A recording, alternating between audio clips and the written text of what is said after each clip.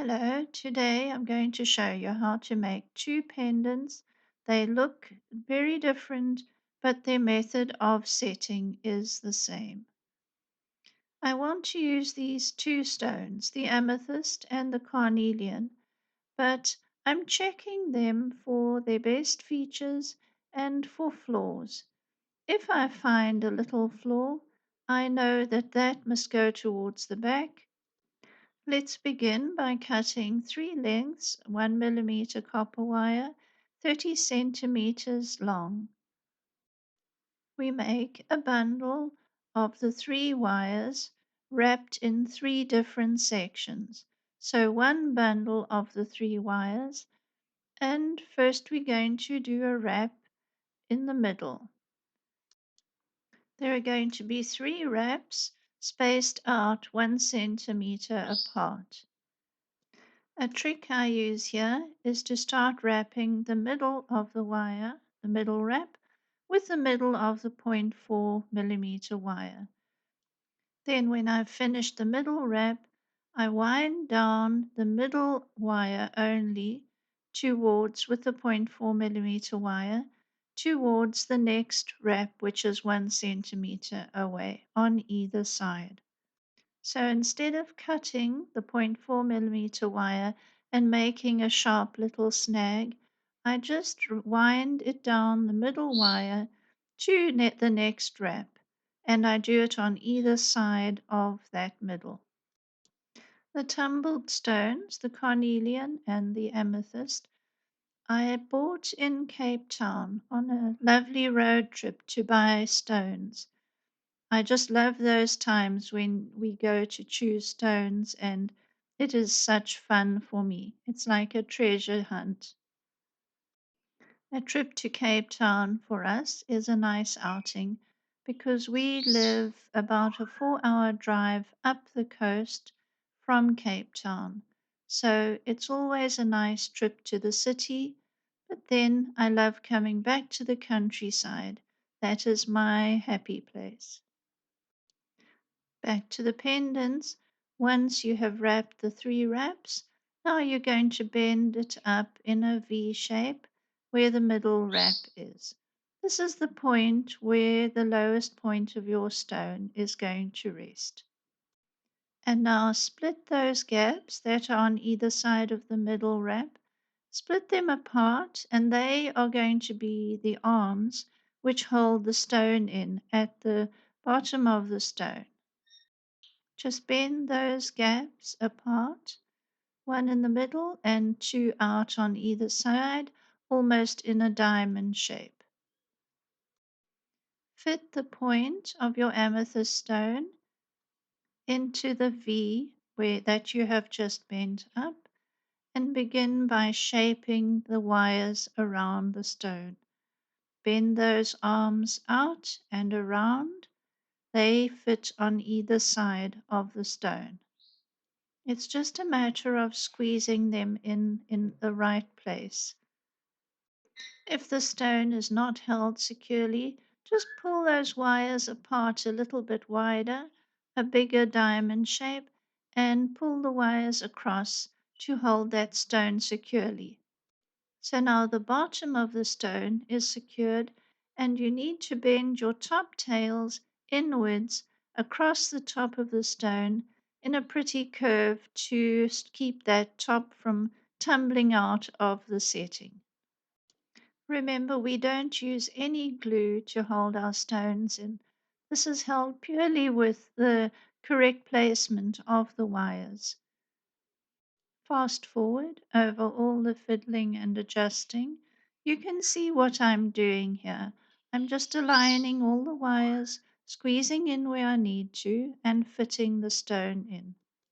Squeeze all those wires close up to the stone so that it fits. It's like you're making a little pocket for it to sit in.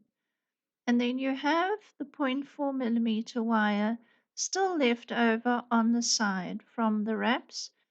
Wind it up the middle wire towards the top of the stone, and gathering all your wires together at the top of the stone, wrap the 0.4 mm just around it, like you would be wrapping a scarf around your shoulders, and nice and firmly. And this holds all the top wires together. Line up all your top wires so that they don't lie across each other, but face upwards and on over and across each other. This is where neatness comes in, and you want all your future bale wires to all be lined up and not be bent over each other. So spend a little bit of time tidying these up and then wrapping them, of course, to secure with the 0.4 millimeter wire. You're going to use those tails to decorate the top of your pendant and to make that beautiful wire flow that we all love the look of. Bend away the two tails on the left and one tail on the right, and use up your 0.4 millimeter wire by wrapping that right hand tail. It adds texture and interest to the way the decoration looks. I can't even tell you how many of these pendants I have made and sold. I found that they're very popular. Of course, the amethyst is always more popular than the carnelian, I think just because it's purple. But there are the people who love the carnelian, and of course, it's a birthstone as well, as is the amethyst. I've added an extra pre-made coil to the right hand tail, and I have a whole video on how to make these. And I find them really useful because I keep them in a little jar, and when I need a nice long wrap, I just slide it onto the wire and cut it to size. I love the look of coiling, it's just my thing. I think I prefer it even to weaving. I suppose we all have our preferences in the way pendants look, and I love that textured look where there's coiling and the little odd bead or two. So we all have our own ideas, don't we? Now we take the wrapped coiled wire and we curl it down in a nice loop and then to the opposite direction. And I finish off with tucking it under one of the side wires and trimming and bending it into a little curl to fit. Bend those left hand tails now down the stone and also into a pretty swirl. Here you can swirl it in any direction you like. This for me is just a very attractive way to do it. You can see how this is coming on as a design. Curl those ends, make sure they're all anchored in. You don't want them pushing outwards when a person is wearing them. Now you're going to make the bail. We take the 0.4 millimeter wire, which is lovely for weaving, and I weave under and over those three wires for the bail. So it's a very simple weave, under, over, backwards and forwards, and keep pushing the wires down to compress them and keep it looking good. When the weave is long enough, you can go right to the end and do front and back of the bail, but I prefer just doing the front. Then bend those wires over to the back, nice and looped, and then we're going to bind them in with a 0.4 millimeter wire. Wrap it around the entire front to back to hold it in.